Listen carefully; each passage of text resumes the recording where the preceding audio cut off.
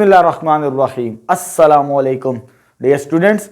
इस video lecture के अंदर हम क्लास 9 की जो न्यू बुक है मैथ की, उसका चैप्टर नंबर 8 की एक्सरसाइज नंबर 8 का थर्ड पार्ट स्टार्ट करेंगे। इससे पहले मैं एक्सरसाइज नंबर 8 के 2 वीडियोस लेक्चर्स रिकॉर्ड करवा चुका हूं। पार्ट 1 के अंदर हमने लॉजिकल रीजनिंग से रिलेटेड क्वेश्चन नंबर 2 और 3 का सॉल्यूशंस फाइंड आउट किया। जो पार्ट 2 था एक्सरसाइज नंबर 8 का, उसके अंदर मैंने आपको क्वेश्चन नंबर 4, 6 एंड 10 to 14 के सॉल्यूशंस फाइंड आउट करवाए। ये पार्ट 3 है जिसके अंदर हमने क्वेश्चन नंबर 5, 7, 8, 9, 15 एंड 16 के सॉल्यूशंस फाइंड आउट करने हैं।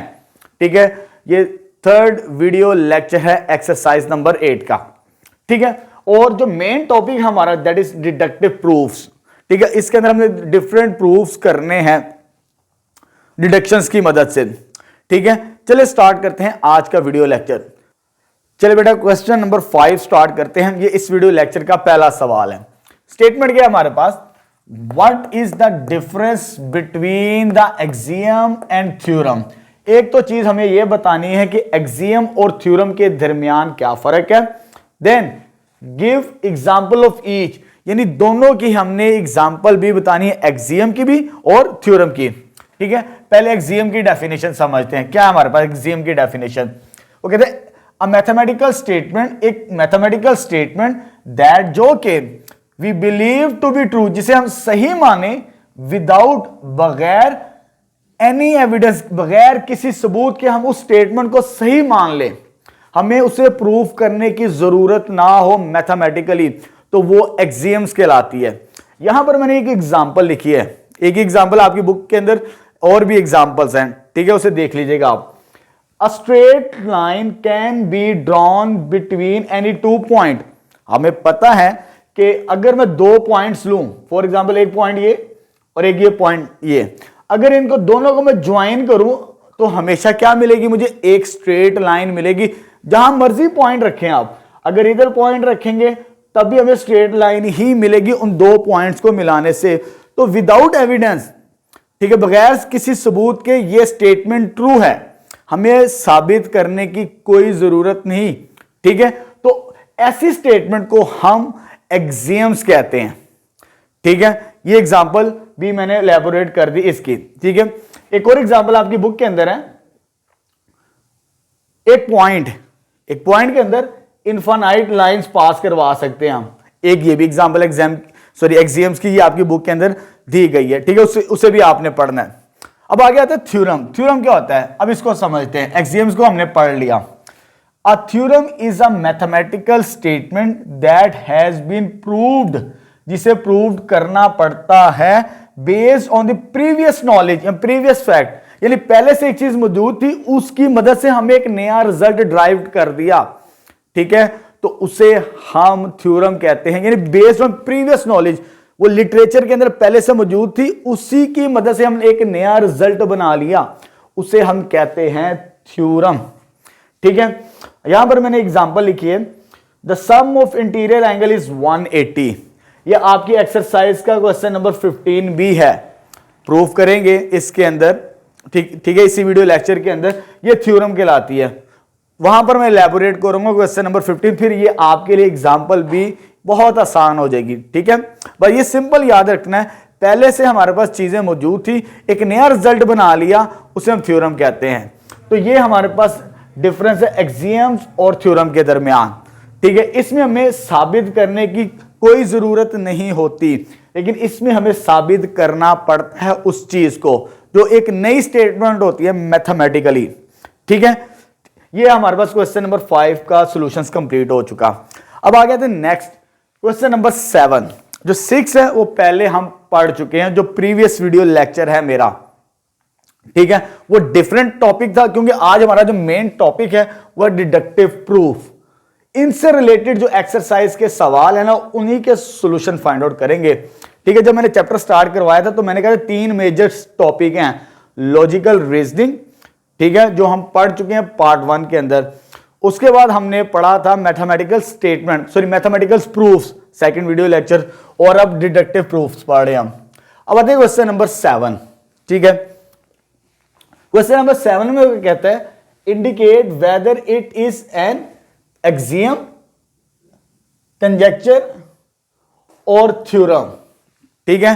3 चीजें यहां पर हैं और 3 स्टेटमेंट हमारे पास 1, 2 और 3।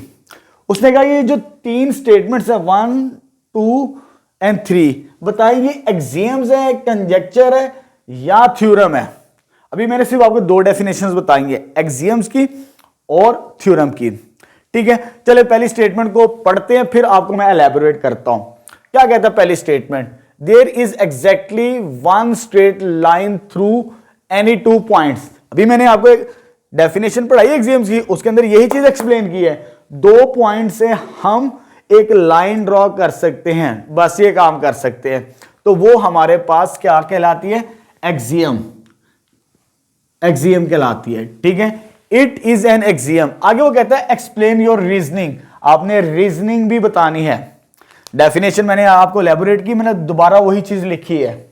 आगे लिखा बिकॉज, क्यों एक्सियम है, because we can draw conclusion on the basis of fact, यानी ये चीज हकीकत 2 पॉइंट्स को मिलाने से हमेशा एक लाइन ही बनेगी, ठीक है, विदाउट रिक्वायरिंग एनी प्रूफ, यानी उसके अंदर हमें प्रूफ को करने की जरूरत नहीं होती, बस ये एक्सियम्स है हमारे पास, ठीक है, जो फर्स्ट स्टेटमेंट हमें मैथमेटिकली दी थी।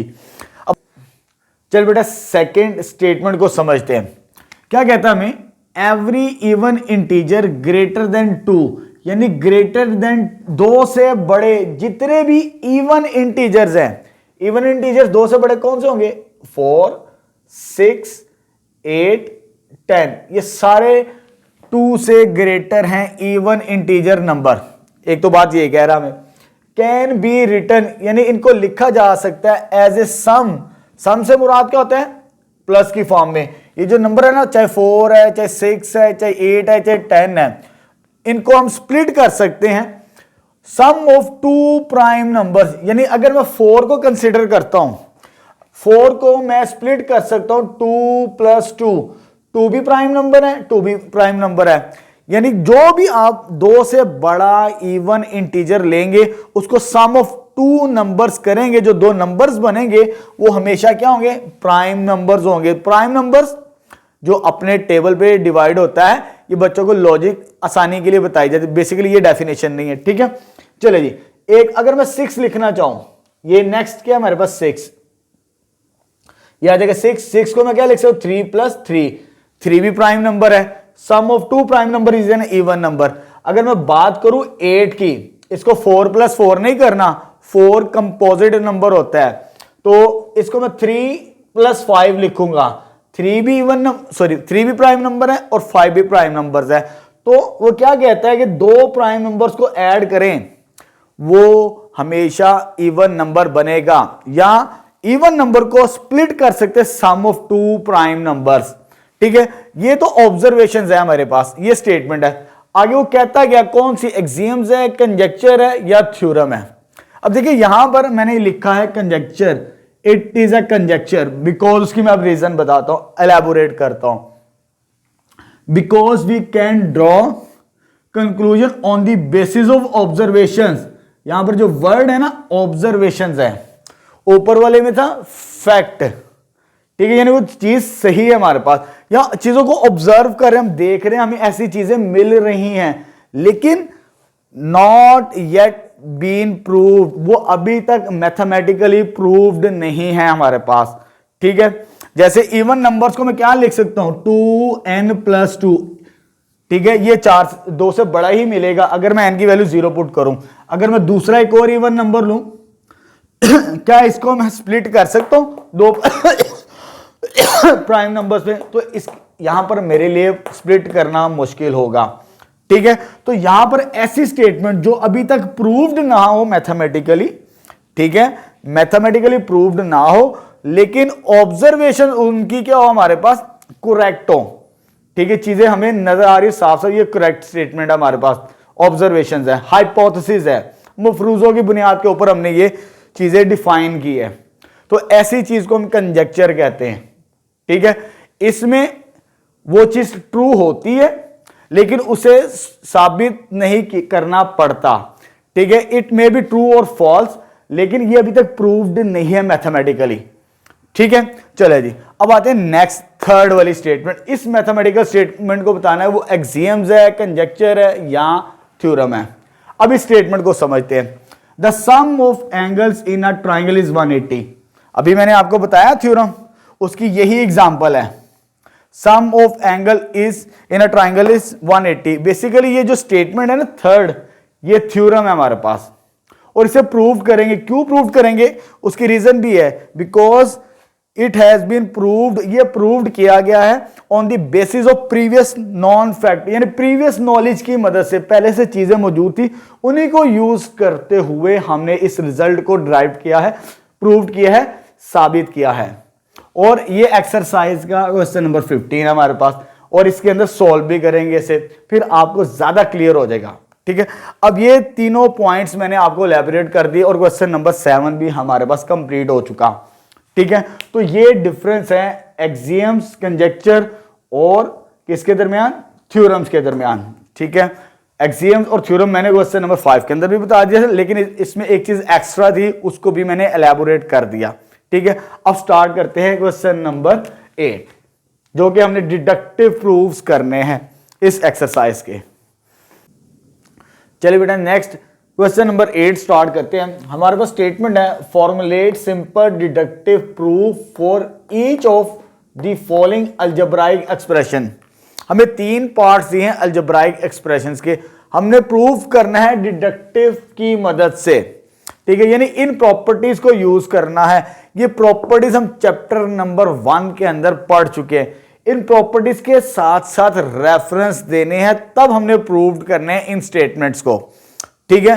जितने भी अलजेब्राइक एक्सप्रेशंस दिए होंगे डायरेक्ट नहीं करना, साथ साथ हम रेफरेंस देंगे हर स्टेप के अंदर, ठीक है। चलिए स्टार्ट करते हैं। ये मुझे फर्स्ट अलजेब्राइक एक्सप्रेशंस प्रूफ करना है, left hand side is equal to right hand side. तो मैंने लेफ्ट हैंड साइड ले ली यहां पर, ठीक है। तो लेफ्ट हैंड साइड मेरे पास क्या आ गई फर्स्ट पार्ट के अंदर, दैट इज x माइनस 4 का होल स्क्वायर प्लस 9। अब हर स्टेप को मुझे जस्टिफाई करना है इन प्रॉपर्टीज की मदद से, ठीक है। ये प्रॉपर्टीज हम चैप्टर नंबर 1 के अंदर पढ़ चुके हैं, ठीक है। अब देखिए जब पावर आ जाएगी ना, सबसे पहले मैंने लॉ ऑफ इंडिसेस लिखा है, इसे लॉ ऑफ एक्सपोनेंट भी कहते हैं। तो यानी इसको मैं स्प्लिट करूंगा फर्स्ट स्टेप, ये पावर 2 है, इसे मैं लिख सकता हूं x minus 4 into x minus 4, इसकी पावर 1, इसकी पावर 1 प्लस 9। स्क्वायर ओपन नहीं करना इसके अंदर, ठीक है। इस बात का ख्याल रखना, ना फैक्टराइज करना है ना ही हमने स्क्वायर करना है। तो यहां पर मैं रेफरेंस दूंगा x की power m plus n is equal to x power n into x power n, यानी इस स्टेप को मैंने जस्टिफाई कर दिया, ठीक है। इस रूल को मैंने अप्लाई किया। उसके बाद मैंने क्या करना है, इसको इसके साथ मल्टीप्लाई करवाना है। उस प्रॉपर्टी का नाम है डिस्ट्रीब्यूटिव लॉ। जब किसी नंबर को ब्रैकेट के साथ मल्टीप्लाई किया जाए तो वो डिस्ट्रीब्यूटिव लॉ कहलाता है। तो मैं x को इस पूरे नंबर के साथ मल्टीप्लाई करवाऊंगा, पहले x डॉट x माइनस 4, फिर माइनस 4 है, minus 4 dot x minus 4 plus 9, ये चीज आ जाएगी। इसको मैं यहां पर रेफरेंस के तौर पे लिखूंगा डिस्ट्रीब्यूटिव लॉ, ठीक है। इसलिए मैंने पहले से लिख दिए, ये चैप्टर नंबर 1 के अंदर हम प्रॉपर्टीज पढ़ी है। अगेन यहां पर क्योंकि ब्रैकेट बार सिंगल नंबर है, यहां पे प्योर नंबर से 2 थे, वही प्रॉपर्टी लगा सकते हैं हम डिस्ट्रीब्यूटिव की।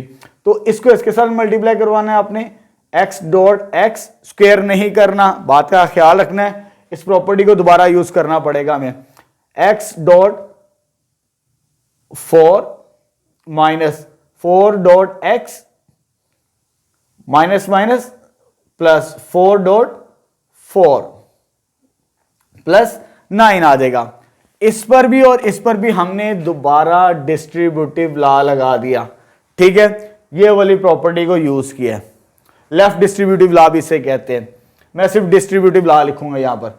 अब देखिए x इंटू एक्स, इस रूल को मैं दोबारा अप्लाई करूंगा। अगर दो नंबर्स की बेस सेम है, उनकी पावर ऐड हो सकती है। इसकी पावर 1 है और इसकी पावर 1 है, तो 1 प्लस 1 कितनी हो जाएगी, 2 हो जाएगी हमारे पास, ठीक है। अब यहां पर इसको मल्टीप्लाई नहीं मैंने करवाना, मैं 4 को यहां पर लेकर आऊंगा, x को यहां पर। इसकी मैं रीजन बताता हूं। 4 यहां पर आ गया और x यहां पर, ये वैसे लिख लिया क्योंकि ये नंबर एक जैसे मैंने बनाने हैं, ठीक है। इधर मैंने क्या किया, commutative property a dot b किसके बराबर होता है, b डॉट a के, यानी नंबर्स को आगे पीछे करने से कॉम्यूटेटिव प्रॉपर्टी कहलाती है विद रिस्पेक्ट टू मल्टीप्लीकेशन। ये वैसे आ जाएगा, 4 4 जार क्या होता है 16 और ये 9 वैसे आ जाएगा। इधर क्या किया, एक तो पावर रूल अप्लाई किया, साथ साथ रेफरेंस देना, x की power m plus n, x power n dot x power n। उसके बाद क्या किया, एंड कम्यूटेटिव प्रॉपर्टी इधर लिखना है हमने लाजमी, कम्यूटेटिव लॉ। दो काम किए हैं इस लाइन के अंदर, इधर मैंने ये वाला रूल अप्लाई किया है और इधर मैंने कम्यूटेटिव प्रॉपर्टी। अब नेक्स्ट स्टेप, एक्स स्क्वायर वैसे ही आ जाएगा मेरे पास। इसमें से अगर थोड़ी देर के लिए समझ लें कॉमन क्या आता है, लेफ्ट साइड में कॉमन क्या आ रहा है -4। जब चीज कॉमन आती है समझ ले ये चीज इसके साथ मैच करती है, जब ये इसके साथ मैच करती है बाहर ए कॉमन आता है, उसको क्या नाम देते हैं, डिस्ट्रीब्यूटिव लॉ। तो 4 कॉमन लेना माइनस के साथ, अंदर क्या रह जाएगा x, अगर यार माइनस है माइनस कॉमन आ जाएगा तो इधर क्या रह जाएगा प्लस x, और ये कितना हो जाएगा 25। तो यहां पर कौन सी प्रॉपर्टी यूज की, डिस्ट्रीब्यूटिव लॉ ये वाली, यानी मैंने राइट से लेफ्ट की जानिब गया हूं तो इधर लिखेंगे हम डिस्ट्रीब्यूटिव लॉ। यानी हर स्टेप्स को हमने जस्टिफाई करना प्रॉपर्टीज की मदद से, फिर हमारा रिजल्ट प्रूव्ड होगा। अब नेक्स्ट, x प्लस एक्स कितना हो जाएगा 2x प्लस 25, और इधर लिख देते हैं एडिशन, नंबरों का क्या किया एडिशन प्रॉपर्टी, ये काम कर दिया इधर। उसके बाद इसको मल्टीप्लाई करवा दें आप, इसे कहते हैं 4 2 8 प्लस 25, और इधर हम लिखेंगे मल्टीप्लीकेशन प्रॉपर्टी, यानी दो नंबर्स को आपस में मल्टीप्लीकेशन रूल भी लिख सकते हैं आप, ठीक है, ये आपकी चॉइस है। तो ये हमारे पास राइट हैंड साइड बन चुकी है। मैंने लेफ्ट हैंड साइड को कंसीडर किया था, लेकर चला था, राइट हैंड साइड बना दी। हमने इस तरह प्रूफ नहीं करना जैसे हम स्क्वायर ओपन करके प्लस माइनस करके सॉल्व कर लेते हैं। डिडक्टिव प्रूफ से मुराद है हमने हर स्टेप्स को जस्टिफाई करना है इन प्रॉपर्टीज की मदद से जो हमने चैप्टर नंबर 1 के अंदर पढ़ी है, ठीक है। इसी तरह रिमेनिंग पार्ट्स को भी हम इन प्रॉपर्टीज की मदद से सॉल्व करेंगे। नेक्स्ट स्टार्ट करते हैं, चलिए बेटा नेक्स्ट सेकंड पार्ट स्टार्ट करते हैं। अब हमने ये लेफ्ट हैंड साइड प्रूफ करनी है राइट हैंड साइड के इक्विवेलेंट, तो मैंने लेफ्ट हैंड साइड ले ली यहां पर पहले से ही। तो हमारे पास पावर है, तो पावर के लिए मैंने आपको ये रूल बताया लॉ ऑफ इंडिसेस, यानी जो पावर है उसे हम सेपरेट करके लिख लेंगे x plus 1 into x plus 1 2 times. इसको भी इसी तरह लिखेंगे x minus 1 into x minus 1, और इधर आप रेफरेंस लाजमी देना आप लोगों ने, x की पावर m प्लस n और x की पावर m इंटू एक्स, ये रेफरेंस आ जाएगा। उसके बाद मैंने आपको बताया था इसको जब इसके साथ मल्टीप्लाई करवाना है तो डिस्ट्रीब्यूटिव लॉ, पहले x को मल्टीप्लाई करवाएंगे x प्लस 1 के साथ, उसके बाद 1 को मल्टीप्लाई करवाएंगे x प्लस 1 के साथ, प्लस 1 को किसके साथ x प्लस 1 के साथ, ये मल्टीप्लीकेशन करवा दी इनको। इधर भी यही काम करना है, x को किसके साथ मल्टीप्लाई करवाना है x माइनस 1 के साथ, x डॉट x माइनस 1, ये माइनस और ये माइनस क्या हो जाएगा प्लस हो जाएगा 1 डॉट x माइनस 1, ठीक है। इधर डिस्ट्रीब्यूटिव लॉ लिखना आपने, डिस्ट्रीब्यूटिव लॉ, डिस्ट्रीब्यूटिव लॉ, ठीक है। जब किसी नंबर को ब्रैकेट के साथ मल्टीप्लाई किया जाए, नंबर को ब्रैकेट के साथ मल्टीप्लाई किया जाए तो डिस्ट्रीब्यूटिव लॉ कहलाती है। इसी तरह दोबारा आगे इस x को इसके साथ मल्टीप्लाई करवाना है इसी लॉ की मदद से, डिस्ट्रीब्यूटिव लॉ की मदद से, x dot x, x dot x, x dot 1 plus 1 dot x dot, इसलिए लिख रहा हूं क्योंकि प्रॉपर्टीज को यूज करना पड़ता है हमें, 1 को खत्म नहीं करना यहां पर आपने, तो इसको मल्टीप्लाई करवाते हैं x dot x minus minus plus x dot 1, ये चीज आ जाएगी 1 डॉट x, और यहां पर क्या बचेगा 1 इंटू 1, और ये आ जाएगा -1.1। तो इधर भी डिस्ट्रीब्यूटिव लॉ यूज किया है, यानी इस नंबर को इसके साथ मल्टीप्लाई किया, इसको इसके साथ, इसको इसके साथ, इसको इसके साथ, तो ये दोबारा इस फॉर्म के अंदर लिख दें, ठीक है, डैश इस फॉर्म के अंदर। अब आए जरा नेक्स्ट स्टेप को जरा समझना, मैंने साथ साथ रीअरेंज करना है चीजों को। अब देखिए एक मेरे पास ये वाला नंबर और ये वाला नंबर सेम है ना, x डॉट एक्स कैंसिल नहीं करना आपने कि इसको प्लस है इसको माइनस कर दिया, इस तरह की मैंने कोई प्रॉपर्टी यहां पर नहीं लिखी। आपने क्या करना है, इनमें से x को कॉमन लेना है, इसमें से और इसमें से कॉमन लेंगे तो इधर क्या बचेगा, ये वाला x, और इधर क्या बचेगा, ये वाला x माइनस x के बराबर। क्लियर है ये पॉइंट। फिर मुझे ये प्रॉपर्टी यूज करनी पड़ेगी, डायरेक्ट जीरो नहीं करना हमने। अब यहां पर देखें ये वाली values x dot 1 dot x, commutative property use करनी है यहां पर, ये वाली, यानी मैं 1 को पहले लिखूंगा, डॉट x को बाद में लिखूंगा।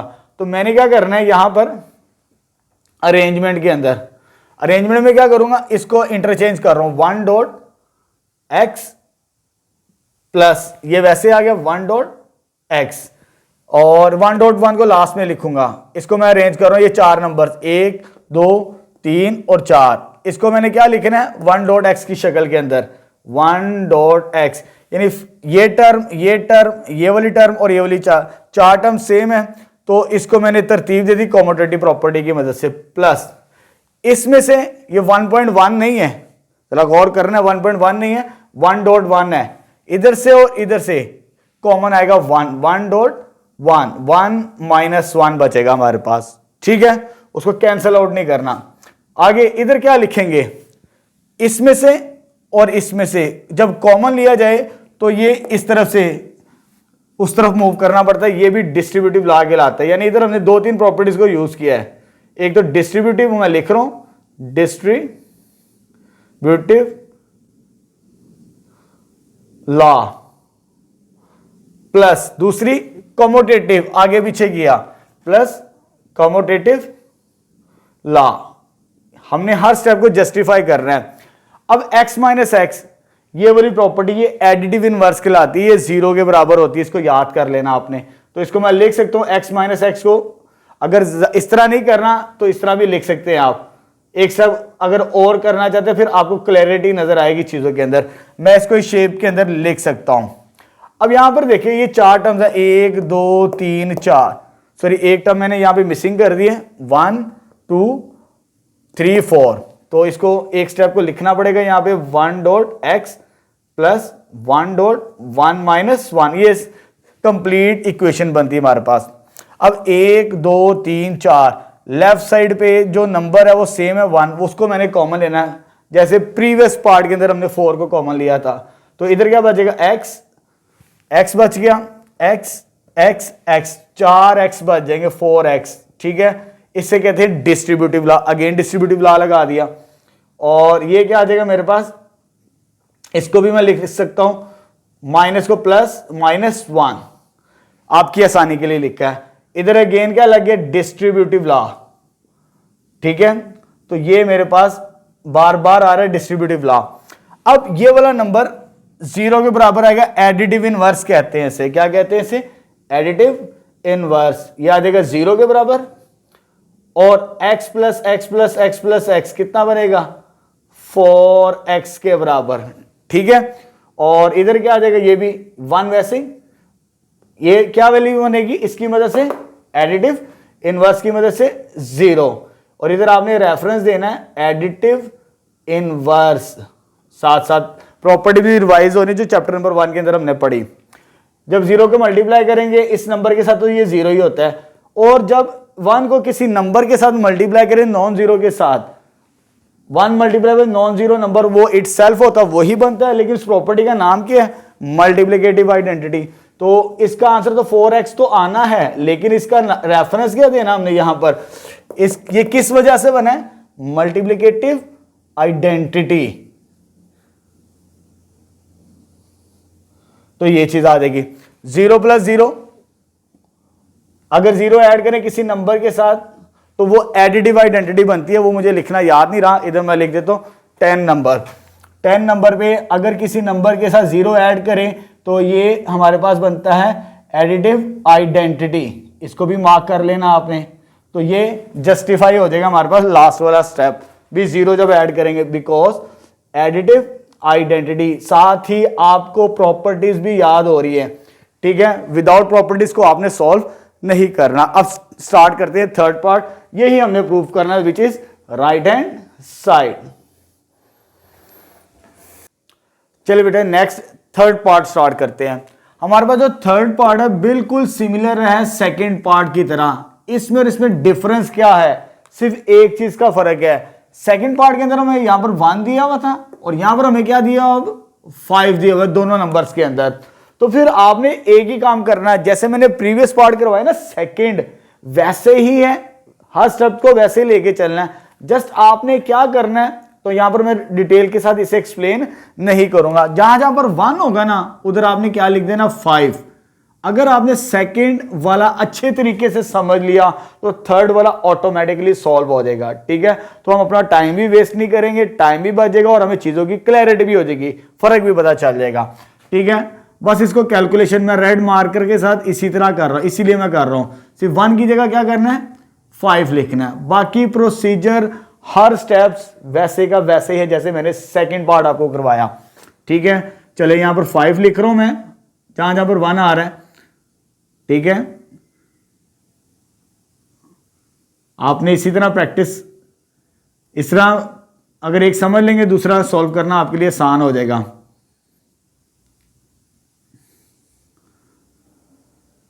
इधर आ जाएगा 5 मल्टीप्लाई बाय 5, जहां जहां 1 है ना वहां पर 5 लिखना है, तो ये पार्ट भी हमारे पास सॉल्व हो जाएगा, ठीक है।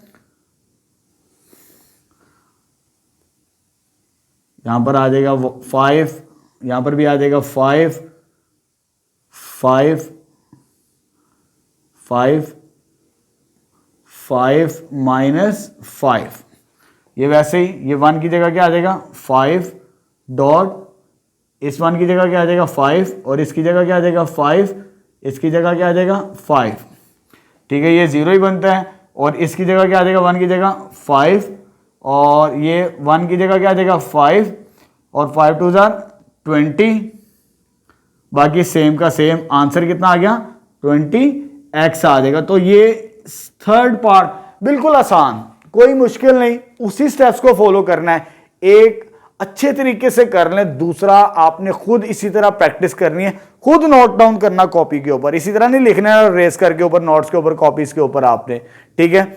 यहां पर हमारा क्वेश्चन नंबर 8 भी कंप्लीट हो गया, इसके तीनों पार्ट्स मैंने आपको सॉल्व करवा दिए। नेक्स्ट स्टार्ट करते हैं अब हम क्वेश्चन नंबर 9। चलिए बेटा अब हम नेक्स्ट क्वेश्चन नंबर 9 स्टार्ट करते हैं। चलिए बेटा अब हम नेक्स्ट क्वेश्चन नंबर 9 स्टार्ट करते हैं। हमारे पास स्टेटमेंट है, prove the following bye justifying each step. हमने प्रूव करना है इन एक्सप्रेशंस को, 3 पार्ट्स हैं, अभी मैंने सिर्फ एक पार्ट लिखा है, तो हर स्टेप्स को जस्टिफाई करना है प्रूफ करते वक्त, यानी इन प्रॉपर्टीज को ही हमने यूज करना है, जो 10 की 10 मैंने प्रॉपर्टीज लिखी हैं व्हाइट बोर्ड के ऊपर, ठीक है। चले स्टार्ट करते हैं। मैंने लेफ्ट हैंड साइड ले ली इसकी फर्स्ट पार्ट की, अब इसको सिंप्लीफाई करते हैं। अब यहां पे डिनोमिनेटर में नंबर है तो इसे मैं बाहर लिख रहा हूं 1/4 डॉट 4 प्लस 16x की शक्ल के अंदर। आप देख सकते हैं अगर a/b हो, नीचे डिनोमिनेटर वाले नंबर को हम इस तरह मल्टीप्लीकेशन की फॉर्म के अंदर लिख सकते हैं a डॉट 1/b, तो ये वही शेप है, बिकॉज हमारे पास a/b किसके बराबर होता है, a डॉट 1/b के बराबर, ठीक है। एक काम ये कर लिया, उसके बाद यहां से 4 कॉमन नहीं लेना, हमने कॉमन की प्रॉपर्टीज को यूज नहीं करना। अब देखो आगे मैं क्या करता हूं, 1/4 तो वैसे ही आ गया मेरे पास, 4 मल्टीप्लाई बाय, अगर इसको मैं लिख दूं यहां पर 1, ठीक है, 4 डॉट 1, अगर कोई नंबर हो हम उसको इस तरह लिख सकते हैं मल्टीप्लिकेटिव आइडेंटिटी की मदद से, प्लस 16 को मैं स्प्लिट कर लेता हूं 4 इंटू 4x, इस तरह स्प्लिट कर लिया ताकि 4 आसानी से कॉमन आ सके। कॉमन ही लेना, उसको हम डिस्ट्रीब्यूटिव लॉ कहते हैं। ठीक है, अगर जो सेम नंबर हो वो बाहर आ सकता है कॉमन की शक्ल में, लेकिन नाम उसका क्या होता है, डिस्ट्रीब्यूटिव लॉ। तो इसको तो मैं लिखूंगा मल्टीप्लिकेटिव आइडेंटिटी। ठीक है, एक ये चीज, और यहां पर मल्टीप्लिकेशन रूल। ठीक है, उसकी खैर उसको हम सॉल्व कर सकते हैं। अब यहां से ये वाला नंबर बाहर कॉमन, कॉमन से मुराद क्या होगा, डिस्ट्रीब्यूटिव लॉ। तो 1/4 पहले से ही है, डॉट 4, इधर क्या रह जाएगा 1 रह जाएगा, ये तो बाहर चला गया 4x, और इसको नाम क्या देना हमने, डिस्ट्रीब्यूटिव लॉ का। ठीक है, जो मैंने व्हाइट बोर्ड के ऊपर लिखा हुआ है, आपने साथ साथ मैच करते जाना है। अब देखिए यहां पर ये वाला नंबर 4 × 1/4, a × 1/a, वो कौन सी प्रॉपर्टी है, मल्टीप्लिकेटिव इनवर्स। उसका आंसर क्या बनता है, 1 के बराबर। तो इसे मैं लिख सकता हूं 1.1 + 4x, और ये किसके बराबर होगा, मल्टीप्लिकेटिव इनवर्स के बराबर। ठीक है, जो मैंने यहां पर थर्ड प्रॉपर्टी लिखी है। अब आगे 1 को इस नंबर के साथ मल्टीप्लाई करवाना है। अगर 1 को किसी नंबर के साथ मल्टीप्लाई करवाया जाए तो वो मल्टीप्लिकेटिव आइडेंटिटी कहलाती है। तो ये आ जाएगा 1 + 4x, जब 1 को इसके साथ मल्टीप्लाई करवाएंगे तो ये क्या बनेगा, मल्टीप्लिकेटिव आइडेंटिटी। तो यहां पर ये रिजल्ट भी प्रूव्ड हो गया, which is equal to right hand side. हमने यही प्रूव्ड करना था फर्स्ट पार्ट के अंदर। अब सेकंड स्टार्ट करते हैं। अब हम चल बेटा नेक्स्ट सेकंड पार्ट स्टार्ट करते हैं। अब हमें ये एक्सप्रेशन गिवन है और हमने प्रूव करा left hand side is equal to right hand side. अब आपकी बुक के अंदर ये इनकरेक्ट स्टेटमेंट है, आपने करेक्ट कर लेना है, इसी के मुताबिक ये रिजल्ट प्रूव्ड होगा, अदरवाइज वो प्रूव्ड नहीं बनेगा, राइट हैंड साइड नहीं बनेगी। ठीक है, अब मैंने यहां पहले ही लिख लिया लेफ्ट हैंड साइड। अब इसे सिंप्लीफाई करना है, फैक्टराइज नहीं करना, कोई फार्मूला नहीं लगाना, a² - b² का कोई कॉमन टर्म्स नहीं लेनी, इन प्रॉपर्टीज को हमने यूज करना है। कैसे लेके चलना है, चलिए स्टार्ट करते हैं। ये 6 है, ये वैसे ही आ जाएगा हमारे पास। ठीक है, एक काम ये कर लिया, और ये जो x² है इसको मैं लिख सकता हूं x.x आ जाएगा हमारे पास। क्लियर है। उसके बाद नेक्स्ट स्टेप मैंने क्या करना है, इस 18 को भी फैक्टराइज कर लेना, 6.3 × x, ये चीज, यानी इस x² को स्प्लिट कर लिया और इस 18 को मैंने स्प्लिट कर लिया 6 × 3 की फॉर्म के अंदर। ठीक है, एक तो ये रूल अप्लाई कर दिया और दूसरा मैंने ये वाला रूल अप्लाई कर दिया, प्रोडक्ट रूल। अब आते हैं नीचे, 3 वैसे ही आ गया। अब आपने x² है, अब x² को अगेन x.x की फॉर्म के अंदर लिखूंगा मैं, और यहां पर 9 है, 9 को मैं 3 × 3 लिख सकता हूं। इसे थोड़ा सा मैं आगे लिख लेता हूं, 3.3 आपकी आसानी के लिए।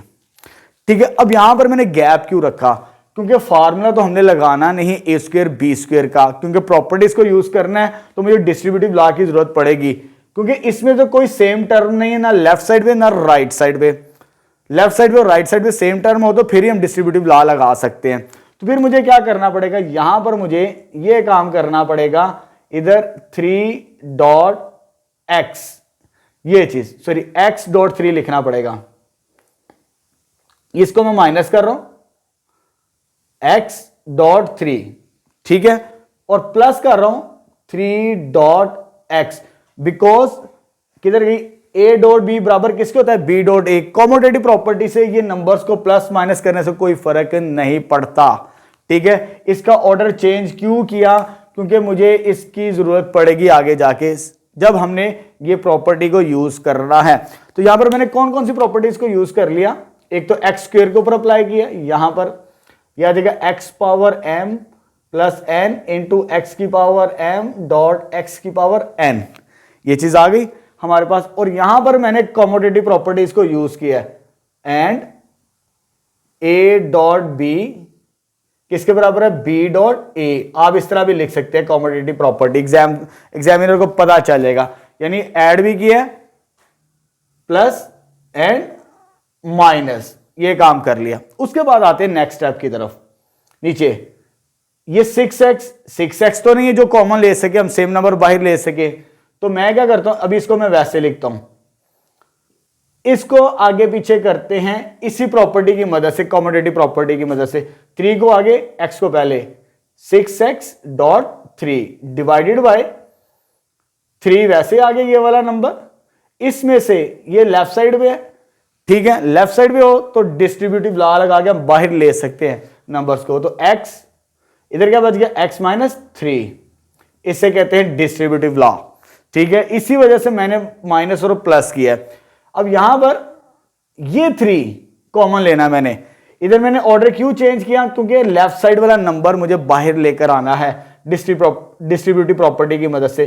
जब ये 3 बाहर आ जाएगा, अंदर क्या बचेगा, x माइनस 3, x माइनस 3, ये चीज आ जाएगी मेरे पास। क्लियर है। तो इधर मेरे पास एक तो डिस्ट्रीब्यूटिव लॉ लग गया, ऊपर लगा commutative property a dot b बराबर किसके आ गया, b डॉट a, एंड इस पे लगाया मैंने, और इधर मैंने डिस्ट्रीब्यूटिव लॉ लगा दिया, डिस्ट्रीब्यूटिव लॉ, ये चीज आ गई। अब आते हैं नेक्स्ट स्टेप की तरफ। ये और ये सेम नंबर है तो बाहर आ जाएगा हमारे पास, ठीक है। और ये क्या बच गया, 6x तो बाहर आ गया, x प्लस 3 बच गया, x प्लस 3। जब कोई नंबर सेम बाहर चला जाए तो वो डिस्ट्रीब्यूटिव लॉ कहलाता है, और ये आ जाएगा हमारे पास 3। क्लियर है। और यहां पर ये और ये सेम नंबर है, ये भी बाहर आ जाएगा, ठीक है, लेकिन ये राइट साइड पे है तो राइट साइड पे x माइनस 3 होगा, तो लेफ्ट साइड पे क्या बचेगा, x प्लस 3, तो x प्लस 3 बचेगा इस साइड पे, और ये सेम नंबर राइट साइड पे है। तो जिस तरह फैक्टराइज करते हैं वैसे नहीं काम करना, इसके अंदर प्रॉपर्टीज है यहां पर, तो x माइनस 3 राइट साइड पे लिखेंगे हम, क्योंकि राइट साइड पे तो राइट साइड पे कॉमन लेना पड़ेगा। तो इधर कौन सी प्रॉपर्टी लग गई, डिस्ट्रीब्यूटिव लॉ, लेफ्ट भी लग गई और राइट भी। तो मैं एक ही लिखता हूं, ना लेफ्ट लिखता हूं ना राइट, ठीक है। आपने भी डिस्ट्रीब्यूटिव लॉ ही लिखना है, उसका मतलब चाहे आप लेफ्ट लगाएं चाहे राइट लगाएं। अब आते हैं नेक्स्ट स्टेप की तरफ। आपने इसको कैंसिल नहीं करना जिस तरह हम आमतौर पर कैंसिल आउट करते हैं, ठीक है। अब यहां पर ये कैंसिल आउट नहीं हो सकता, इसको मैं 3 को 2x लिख देता हूं, बल्कि इधर कर ही लेते हैं। इधर ये सेम नंबर कैंसिल नहीं करना, इधर मैंने एक प्रॉपर्टी लिखी कैंसिलेशन लॉ, ये नंबर मल्टीप्लाई हो रहा है, ठीक है, लेफ्ट साइड पे भी और राइट साइड पे भी। ये प्रॉपर्टीज है हमारे पास चैप्टर नंबर 1 के अंदर। आपने कैंसिल नहीं करना, एक ये कैंसिल आउट होता है, इधर क्या बच गया 2x, ठीक है, और नीचे क्या आ जाएगा हमारे पास, बल्कि इसको इधर कर लें, ये ना हो कि एग्जामिनर आपके मार्क्स काट ले। 6 को मैं 3 इंटू 2x लिख रहा हूं, और ये जो x प्लस 3 है ये वाला, ये कैंसिलेशन लॉ की मदद से कैंसिल आउट हो जाएगा, ठीक है। आपने कट नहीं करना, वैसे लिखना, और ये 3 और साथ में क्या आ जाएगा x माइनस 3, इधर रेफरेंस देंगे कैंसिलेशन लॉ, ठीक है, वो मैंने लिखा हुआ व्हाइट बोर्ड पे प्रॉपर्टी नंबर 8 के मुताबिक। अगेन 3 सेम नंबर है, ऊपर नीचे डिवाइड हो रहा है, लेकिन डिवाइड नहीं करना, हमने कैंसिलेशन लॉ यूज करना है। तो ये आ जाएगा 2x over x minus 3 because of cancellation law. तो इस तरह आपने रेफरेंस देके सॉल्व कर लेना। तो यहां पर हमारे पास ये राइट हैंड साइड बन चुकी है सेकेंड पार्ट की। अब थर्ड पार्ट स्टार्ट करते हैं। चल बेटा नेक्स्ट थर्ड पार्ट स्टार्ट करते हैं। ये मेरे पास एक्सप्रेशन गिवन है, मुझे लेफ्ट हैंड साइड की मदद से राइट हैंड साइड बनानी है। अब आपकी बुक के अंदर अगेन यहां पर सवाल गलत है, यहां पर 10 आएगा, 10 होगा तो ये प्रूव्ड होगा, अदरवाइज प्रूव्ड नहीं हो सकता हमारे पास, ठीक है। चलो स्टार्ट करते हैं। मैंने लेफ्ट हैंड साइड कंसीडर पहले से ही कर लिया है, पावर आ जाए तो ये रूल अप्लाई करना है सेपरेट करने के लिए। तो x डॉट x लिखेंगे x स्क्वायर को, उसके बाद 7x है तो मैं स्प्लिट कर लेता हूं इसे दो नंबर्स के दरमियान, एक 5x प्लस 2x लिख लेते हैं, इसे दो नंबर्स को सेपरेट कर सकते हैं। और यहां पर भी फैक्टर बना लेते हैं 2.5, बिल्कुल नीचे इसी तरह कर लेते हैं काम। एक्स स्क्वायर है, एक्स स्क्वायर को क्या लिखेंगे x डॉट x आ जाएगा। अब यहां पर बस -3 है। अब मुझे नंबर इस तरह बनाने कि इस तरह का नंबर मिले ताकि कैंसल आउट कर सके, नीचे जाके सेम फैक्टर्स बन सके। तो मैं 5x प्लस 2x लिखूं तो ये मेरे पास करेक्ट आंसर बनेगा। -5 प्लस 2 -3, 5 प्लस 2 वो कितना बनेगा 7। इस तरह आपने स्प्लिट करना है जैसे मिड टर्म ब्रेक करते हैं वैसे, लेकिन हमने वैसे करना नहीं है, ठीक है। अब देखिए यहां पर लेफ्ट साइड पे x है, इधर ये है, तो मैं लेफ्ट साइड से कॉमन लेता हूं, लेकिन इसको इंटरचेंज करना पड़ेगा। लेकिन इधर पहले रेफरेंस दे देते x power m plus N x की पावर m प्लस एन आ जाएगा, सॉरी x की पावर n, ठीक है। जहां पर एक्स स्क्वायर था उसको हमने सेपरेट कर लिया। आगे सिंपल सी प्रॉपर्टी है एडिशन और प्रोडक्ट। चलो जी, अब मैंने इनको इंटरचेंज करना है और इनको इंटरचेंज करना, फिर मेरे पास वो डिस्ट्रीब्यूटिव लॉ लग सकता है, अदरवाइज मुश्किल होगा हमारे लिए इस सवाल को सॉल्व करना। और अक्सर बच्चे यहीं पर मिस्टेक करते हैं, इस पॉइंट को नोट कर लेना आपने अच्छे तरीके से। चले जी, एक्स डॉट एक्स तो वैसे ही आ गया, इसको मैं लिख सकता हूं अरेंजमेंट आगे पीछे करके। जब अरेंज आगे पीछे करें तो कम्यूटेटिव प्रॉपर्टी कहलाती है, इसको यूज करेंगे यहां पर। और ये आ जाएगा 2 dot x as it is और 2 डॉट 5 भी एज इट इज आ जाएगा। और नीचे आ जाएगा एक्स डॉट एक्स, और नीचे भी इन दोनों को ही कम्यूटेटिव प्रॉपर्टी यूज करनी है इन दोनों पर। तो x dot 5 plus 2 dot x minus 2 dot 5 because of commutative property A dot B dot A आप लिख सकते हैं इस तरह में, ठीक है। अब ये और ये लेफ्ट साइड पर है, सेम नंबर है, तो लेफ्ट साइड पे हो चाहे राइट साइड पे सेम नंबर, उसे हम कॉमन बाहर लें, उसको क्या कहते हैं डिस्ट्रीब्यूटिव लॉ। तो ये आ जाएगा मेरे पास x बाहर आ गया, x प्लस 5 रह जाएगा। इधर से भी लेफ्ट साइड पे 2 है, सेम नंबर, प्लस 2 बाहर आएगा, तो अंदर क्या रह जाएगा x प्लस 5, x प्लस 5 बचेगा हमारे पास, ठीक है। अब नेक्स्ट स्टेप में आते हैं नीचे, ये सेम नंबर है अगेन, नीचे भी लेफ्ट साइड पे x माइनस 5 बच जाएगा हमारे पास, ये और ये सेम बाहर आ गया, x माइनस 5 बच गया, प्लस 2, ये और ये 2 अगेन सेम है, ये बाहर आ जाएगा, ये लेफ्ट साइड पे तो बाहर आ गया, अंदर क्या बच गया x माइनस 5। अब देखिए ब्रैकेटों के अंदर नंबर क्या बन रहे हैं, सेम बन रहे हैं, तो इधर मैं रेफरेंस दूंगा डिस्ट्रीब्यूटिव लॉ। कौन सा लॉ, डिस्ट्रीब्यूटिव लॉ हमारे पास, ठीक है, ये चीज बनेगी। उसके बाद देखिए ये जो नंबर सेम है, अब ये राइट साइड पे है, ठीक है, तो राइट साइड पे कॉमन लिखेंगे और जो लेफ्ट साइड पे बचेगा x प्लस 2 बचेगा। वैसे हम जब फैक्टराइज कर रहे हैं तो इसे हम लेफ्ट साइड पे लिखते हैं, जो सेम नंबर होता है कॉमन लेते हैं, लेकिन इसमें ऐसा काम नहीं करते हम। तो ये राइट साइड पे लिखेंगे, अंदर क्या आएगा x प्लस 2, पहले ये लिखेंगे लेफ्ट साइड पे, और राइट साइड पे क्या लिखेंगे x plus 5। Again distributive law, right distributive law जिसे कहते हैं हम। ये भी राइट साइड पे है नंबर x माइनस 5, कॉमन आ जाएगा, अंदर क्या रह जाएगा x प्लस 2, और इधर क्या आ जाएगा x माइनस 5 हमारे पास, ठीक है। और इधर भी हम क्या लिखेंगे, इधर लिख लेते हैं ताकि आपके लिए और समझने में आसानी हो, लेफ्ट डिस्ट्रीब्यूटिव लॉ, ठीक है, ये मैंने लिख दिया। अब ये सेम नंबर है, चाहे मल्टीप्लाई और डिवाइड, ये कैंसिलेशन लॉ कहलाता है। सेम नंबर मल्टीप्लाई हो रहा है राइट साइड में तो कैंसिल आउट हो गए, ए और बी बचता है। इसी तरह सेम नंबर अगर डिवाइड हो उसे हमने कैंसिल नहीं करना, सिर्फ प्रॉपर्टी का नाम लिखना है, x plus 5 over x minus 5 रह जाएगा, किसकी वजह से, कैंसिलेशन लॉ की मदद से। क्या कैंसिल आउट हो रहा है, ये वाला कैंसिलेशन लॉ, ठीक है। तो यहां पर मैंने थर्ड पार्ट भी प्रूव कर दिया, विच इज राइट हैंड साइड, यानी हमने इन प्रॉपर्टीज की मदद से हर स्टेप्स को जस्टिफाई किया है, ठीक है। आपने डायरेक्ट सोल्व नहीं करना, ना फैक्टराइज बनाने की कोशिश करनी है, इन प्रॉपर्टीज को यूज करना है। तो ये हमारे पास क्वेश्चन नंबर 9 भी कंप्लीट हो चुका। अब स्टार्ट करते हैं क्वेश्चन नंबर 15। चलिए बेटा नेक्स्ट क्वेश्चन नंबर 15 स्टार्ट करते हैं। आपकी बुक के अंदर इनकम्प्लीट स्टेटमेंट है, प्रूव डेट नहीं लिखा। आपकी स्टेटमेंट यहां से स्टार्ट है बुक के अंदर, उससे करेक्ट कर लीजिएगा। हमारे पास स्टेटमेंट है, prove that the sum of interior angles of a triangle is 180, यानी ट्राइंगल के अंदर बनने वाले तीनों एंगल्स, यहां पर मैंने पहले से डायग्राम बना ली है, यानी इन तीनों एंगल्स को ऐड करें तो वो किसके इक्विवेलेंट आना चाहिए, 180 डिग्री के। हमने ये प्रूफ करना है, यहां पर मैंने हिंट लिख दिया है, यानी alpha plus beta plus gamma is equal to 180, ये मुझे प्रूव्ड करना है, जो मेरी स्टेटमेंट कहती है मुझे, ठीक है। चलिए स्टार्ट करते हैं।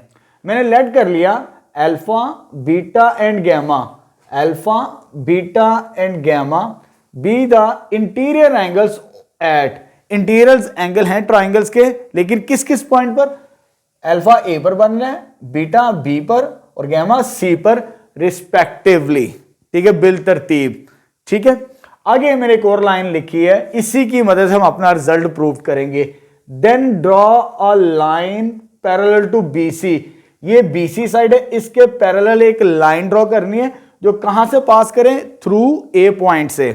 तो यहां से आपने एक लाइन, स्ट्रेट लाइन ड्रॉ करनी है जो A से पास करे, पैरेलल किसके हो, BC के। एक काम ये करना है, ठीक है। नेक्स्ट, जब आप ये लाइन ड्रॉ कर लें तब आपने यहां पर डॉटेड लाइंस के अंदर इनको मेंशन कर देना एंगल्स के मुताबिक। इसे एंगल 1 कह दें और इसे एंगल 2 कह दें। जब आप लाइन ड्रॉ करेंगे ना तो ये इस साइड के साथ भी एंगल बना रहा है और इस साइड के साथ भी एंगल बना रहा है। इसका नाम मैंने 1 और 2 रख दिया, ठीक है। फर्दर लेट कर देते, let angle 1 and angle 2 as shown in figure, जैसा कि मैंने फिगर में बना दिया, ठीक है, क्लियर। अब आगे लेके चलते हैं। अब हमें मालूम है अगर लाइन के ऊपर टोटल एंगल बने इस फॉर्म के अंदर तो ये 180 होता है, इसे स्ट्रेट एंगल कहते हैं। क्या कहते हैं, स्ट्रेट एंगल। यानी अगर इसको मैं इस तरह मेजरमेंट करूं, सबको जमा कर दूं, एंगल 1 प्लस अल्फा और एंगल 2 फ्रॉम फिगर, हमारे पास फिगर क्या है, अगर एंगल 1 प्लस अल्फा दरमियान वाला जो A पॉइंट पर बन रहा है और एंगल 2 किसके बराबर होगा, 180 डिग्री के बराबर होगा, बिकॉज ऑफ स्ट्रेट एंगल कहते हैं इसे। क्या कहते हैं, स्ट्रेट एंगल, ठीक है। ये हम 6, 7, 8 के अंदर ये चीजें पढ़ते हैं, बेसिक एंगल की जब डेफिनेशन हम पढ़ते हैं वहां पर ये चीजें डिफाइन की जाती है, ठीक है। सेमी सर्कल का एंगल भी 180 से याद रखिए, लेकिन जब इनको ऐड करेंगे स्ट्रेट एंगल के एक लाइन के ऊपर, तीनों को जमा करेंगे तो 180 होता है हमारे पास, क्लियर है। अब आगे आते हैं नेक्स्ट, इसे कह देते हैं इक्वेशन नंबर 1, इसकी जरूरत पड़ेगी हमें। अब देखिए, अगर दो लाइंस हो हमारे पास और एक नॉन वर्टिकल लाइंस आ जाए तो ये ऑल्टरनेट एंगल्स कहलाते हैं। क्या कहलाते हैं, ऑल्टरनेट एंगल्स। ये इक्वल होते हैं, 1 इक्वल होगा बीटा के, ऑल्टरनेटिव एंगल्स, ऑल्टरनेट एंगल्स कहते हैं। बिकॉज इसे मैं लिख सकता हूं, मेजर एंगल 1 किसके बराबर आ जाएगा, बीटा के। इसे लिख लेते हैं बिकॉज ऑल्टरनेट एंगल, रेफरेंस लाजमी देना है आपने, ठीक है। यानी ये एंगल इसके बराबर होगा और ये वाला एंगल इसके बराबर होगा। इसी तरह बिल्कुल ऑल्टरनेटिंग एंगल की मदद से मेजर एंगल 2 किसके बराबर होगा, गैमा के बराबर। तो इसका रेफरेंस भी यही आ जाएगा हमारे पास। क्या बनेगा, ये ऑल्टरनेट एंगल्स। अगर एक और लाइन ड्रॉ करें तो ये एंगल जो बनेगा वही एंगल ये बनता है बाय डेफिनेशन, ठीक है। अब देखिए, एंगल 1 की वैल्यू कितनी आ गई, बीटा। एंगल 2 की वैल्यू कितनी आ गई, गैमा। इसमें पुट करते हैं, पुट इन 1 में जब हम पुट कर देंगे इसकी जगह क्या रखेंगे नाम हम, बीटा, और अल्फा पहले से मौजूद है, और इसकी जगह क्या नाम देंगे, गैमा। और ये किसके बराबर आ गया, 180। तरतीब दे देते हैं, alpha plus beta plus gamma is equal to 180। तो मैंने यही साबित करना था, आपको स्टार्टिंग के अंदर बताया था कि सम ऑफ इंटीरियर एंगल यानी अल्फा, बीटा और गैमा को ऐड करें ट्राइंगल्स के तो वो क्या बनता है, 180 डिग्री। तो यहां पर मैंने अपना रिजल्ट प्रूव्ड कर दिया क्वेश्चन नंबर 15 का। चल बेटा, नेक्स्ट क्वेश्चन नंबर 16 स्टार्ट करते हैं। हमारे पास स्टेटमेंट है, इफ ए बी एंड सी, इधर डी भी कर लें, आपकी बुक के अंदर मिस प्रिंटिंग है, A B C and D are non zero. Non zero से मुराद क्या होता है, ए भी जीरो नहीं होगा, बी भी जीरो नहीं होगा, सी भी जीरो नहीं होगा और डी भी जीरो नहीं होगा। नॉन जीरो से मुराद ये हमारे पास, ठीक है। पॉइंट को क्लियर होना चाहिए स्टेटमेंट की। प्रूव दैट, ये फर्स्ट कॉम्बिनेशन मुझे प्रूव करना है। अब ये लेफ्ट और राइट नहीं है, ये लेफ्ट और राइट तो यहां पर है, इसको यूज करते हुए लेफ्ट साइड और राइट साइड को मुझे ये कॉम्बिनेशन प्रूव करना है। और ये वाला जो सिंबल है मेरे पास, ये बाई कंडीशनल का सिंबल है, हम पढ़ चुके हैं, ठीक है। बाई कंडीशनल का सिंबल इस तरह होता है हमारे पास, यानी उसमें करना क्या होता है, हमने जब प्रूव्ड करना होता है, ये स्टेटमेंट लेके इसे प्रूव करना है, ठीक है। फिर ये लेके इस रिजल्ट को प्रूव्ड करना होता है हमें। अगर ये सिंबल हमारे पास हो, दोनों साइडों पे एरो का सिंबल हो, एरो का साइन हो, ठीक है। चले जी, पहले मैं इस साइड को लूंगा, लेफ्ट और राइट टेक फर्स्टली। अब इसकी मदद से मैं वो ये वाला रिजल्ट ड्राइव करूंगा, प्रूव करूंगा। कैसे लेके चलना है, इन्हीं प्रॉपर्टीज को लेके चलना है दोबारा अगेन। चले जी स्टार्ट करते हैं जी। फर्स्ट स्टेप, तो मैं क्या करता हूं, ए डॉट बी को मैं लिख लेता हूं 1 के साथ मल्टीप्लाई करके इस तरह। ये चीज अगर किसी नंबर को 1 के साथ मल्टीप्लाई किया जाए, ये नंबर इस तरह था, अगर मैं इस तरह लिख लूं, उसको क्या कहते हैं, मल्टीप्लिकेटिव आइडेंटिटी। क्या कहते हैं, मल्टीप्लिकेटिव आइडेंटिटी। ये चीज आ जाएगी हमारे पास, ठीक है। मैं प्रॉपर्टीज इसलिए लिख रहा हूं ताकि आपको याद रहे साथ साथ। अब इस 1 की जगह, ये 1 है ना आंसर, इसको मैं इस फॉर्म के अंदर लिख सकता हूं, लेकिन इस तरह भी लिखा जा सकता है a बाई ए। ये शॉर्टकट भी होगा, इससे सॉल्व आसान हो जाएगा। अब देखिए इस 1 की जगह मुझे क्या लिखना है, किस नंबर से मल्टीप्लाई और डिवाइड करना है, क्योंकि मेरे पास डिनोमिनेटर में b और d है, मुझे लेफ्ट और राइट पे दोनों को सेम नंबर बनाना है। सेम नंबर कब बनेगा मेरे पास, जब मेरे पास यहां पर d होगा और यहां पर क्या होगा, b होगा। तो मैं इस 1 की जगह क्या लिखूंगा, d बाई d, और इस 1 की जगह क्या लिखूंगा, b बाई b। और यहां पर आप ये भी कहेंगे कि सर आपने इधर राइट साइड पे मल्टीप्लाई किया और इसे लेफ्ट साइड पे, क्योंकि अगर मैं यहां पर ही लेफ्ट और राइट से मल्टीप्लाई करूं तो मेरा एक स्टेप बच जाता है कॉम्यूटेटिव प्रॉपर्टी आगे जाके। तो इस पॉइंट को नोट कर लीजिए, ठीक है, क्योंकि ये सेम नंबर बनेगा डिनोमिनेटर के अंदर अगर मैं इसे लेफ्ट पे और इसे राइट पे मल्टीप्लाई करवाऊं। इसे कहते हैं हम मल्टीप्लिकेटिव इनवर्स, प्रॉपर्टी का नाम है हमारे पास, ठीक है। अब इसको मल्टीप्लाई करवा देते हैं। मल्टीप्लिकेशन सिंपल, ए को डी के साथ और बी को डी के साथ। ये आपका सेकंड पार्ट है इस एक्सरसाइज, सॉरी इस सवाल का जो सेकंड पार्ट है वो यही प्रूव करना है हमारे पास, इसी के बराबर आता है, ठीक है। तो इसको मैं लिख सकता हूं B C over B D के बराबर, ठीक है। इसे कह देते हैं प्रोडक्ट रूल। क्लियर है? अच्छा जी, अब नीचे सेम नंबर बन चुकी है। जब सेम नंबर बन जाए तो सिंप्लीफाई करना हमारे लिए आसान हो जाता है। तो मैं क्या करता हूं, नेक्स्ट स्टेप में इस प्रॉपर्टी को यूज करता हूं। ए ओवर बी को मैं इस तरह लिख सकता हूं, तो A D dot 1 over B D, B C dot 1 over B D, because A over B किसके बराबर होता है, ए डॉट 1 बाई बी के बराबर होता है। यहां पर ये प्रॉपर्टी यूज कर ली। अब मुझे ये सेम नंबर बन रहा है जो राइट साइड पे मल्टीप्लाई हो रहा है। इस प्रॉपर्टी में देखें, ये सेम नंबर है, राइट साइड पे मल्टीप्लाई हो रहा है इसके, तो ये कैंसिल आउट हो गया, ए बी बच जाता है, जिसे क्या कहते हैं हम, कैंसिलेशन लॉ। काटना नहीं है आपने सिंपल ये काम करना है, ए डी बराबर किसके आ जाएगा, बी सी। ये दोनों साइड पे मल्टीप्लाई हो रहा है, तो इसे जब कैंसिल करना है तो कैंसिलेशन लॉ लिखना है आपने, ठीक है। तो ये हमारे पास एक साइड प्रूव्ड हो चुकी है। इस सिंबल का बारे में मैंने बताया था कि ये लेके हमने ये प्रूव करनी है, अब इसको लेके हमने ये प्रूव करना है रिजल्ट, फिर हमारा फाइनल कंक्लूजन प्रूव्ड होगा, ठीक है, क्योंकि ये बाई कंडीशनल की स्टेटमेंट है। अब आते हैं कन्वर्सली, रिवर्स कहते हैं जिसे, कन्वर्सली। कन्वर्सली में हमने इन स्टेप्स को इस तरह ऊपर लेके जाना है, इसी स्टेप्स को फॉलो करना है। तो कन्वर्सली में ये वाली साइड लेनी हमने, तो ये क्या आ जाएगा हमारे पास, ए डी बी सी, ठीक है। क्या करना है, इस नंबर के साथ आप अपने कैंसिलेशन लानी, मल्टीप्लाई करवाना बोथ साइड्स, ठीक है। यहां पर मैंने लिखा हुआ अगर ए बी हो, मैंने किसके साथ इधर मल्टीप्लाई किया है, सी के साथ, सेम नंबर के साथ, उसे क्या कहते हैं, प्रोडक्ट रूल कहते हैं, मल्टीप्लीकेशन रूल। तो A D into 1 over B D, अगर ये आप प्रूव कर ले तो इसके पैरेलली ऊपर लेके जाना हमने, तो यह देखिए B C 1 over B D, तो इधर लगेगा प्रोडक्ट रूल आ जाएगा हमारे पास, ठीक है।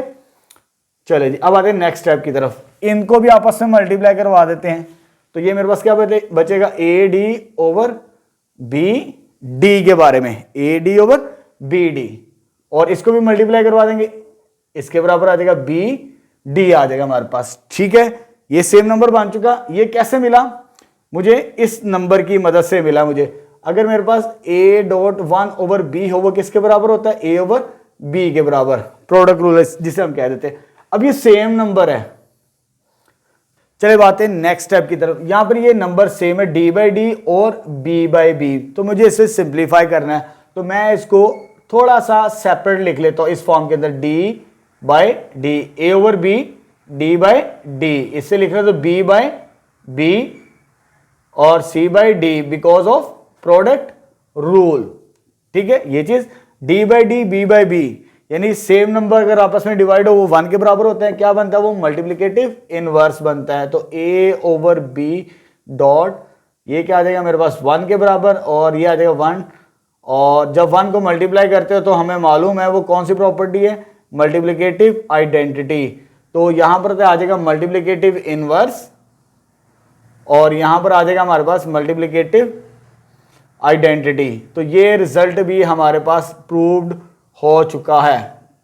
ठीक है, लिटरेचर में 2-3 तरीके से, लेकिन आपकी बुक के अंदर जो प्रॉपर्टीज दी हैं मैंने उसी से सॉल्व करवाया है। तो एक गोल्डन रूल की प्रॉपर्टी भी होती है, अक्सर टीचर अगर कोशिश करें तो एक्यूरेट आपका आंसर कंसिडर किया जा सकता है, इसे कहते हैं गोल्डन रूल।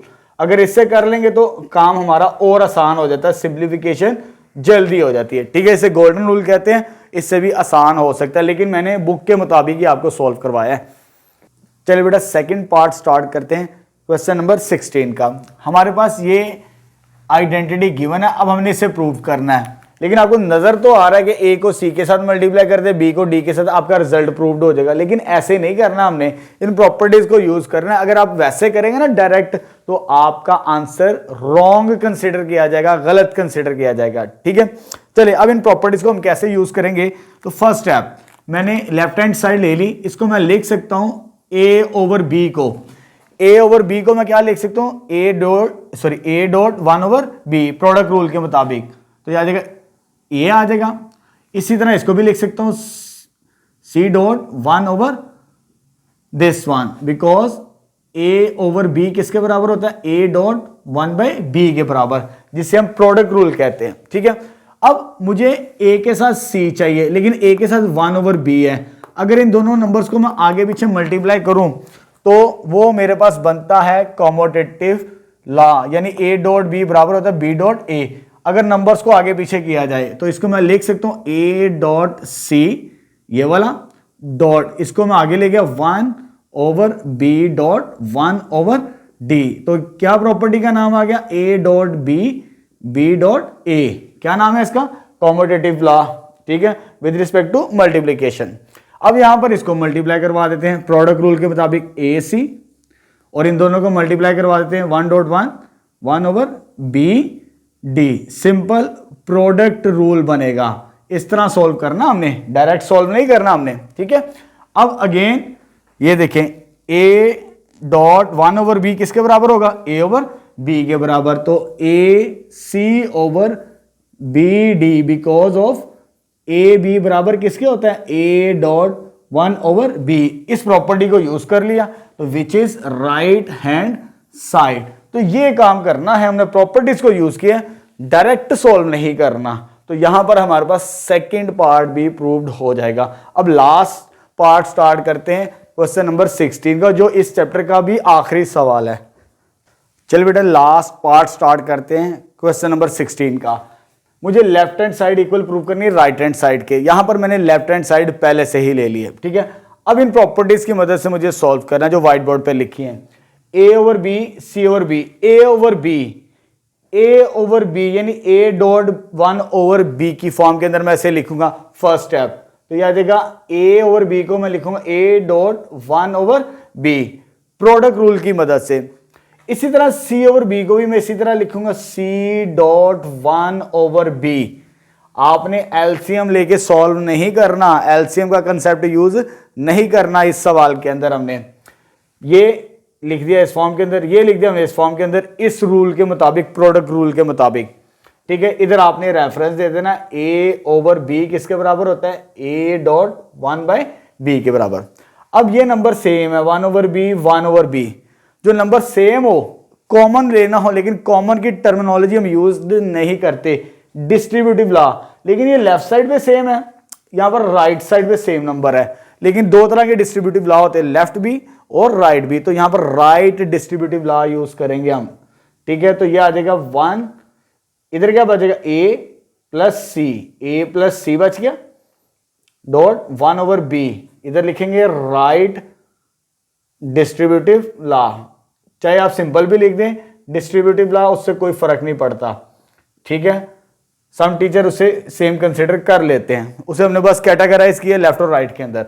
अब अगेन इसको इसके साथ इमर्ज कर दें, ए ओवर सी ओवर बी, यानी ए डॉट 1 ओवर बी को मैं क्या लिख सकता हूं, ए ओवर बी की फॉर्म के अंदर। तो यहां पर मैंने ए डॉट 1 ओवर बी को क्या लिख दिया, ए ओवर बी, तो which is right hand side, ठीक है। यहां पर भी मैंने जो लास्ट पार्ट सॉल्व किया वो इन प्रॉपर्टीज की मदद से यूज किया, डायरेक्ट सॉल्व नहीं किया। जितने भी पार्ट्स हैं ना आज डिडक्टिव प्रूफ्स, हमने इन प्रॉपर्टीज को यूज किया जो हमने चैप्टर नंबर 1 के अंदर पढ़ी थी। तो यहां पर हमारा चैप्टर नंबर 1 भी थोड़ा सा रिवाइज हो गया, जो हमने प्रॉपर्टीज पढ़ ली थी पहले से, ठीक है। अब यहां पर हमारा एक्सरसाइज का 16 क्वेश्चन भी कंप्लीट हो चुका है और एक्सरसाइज भी कंप्लीट हो चुकी है, थर्ड पार्ट।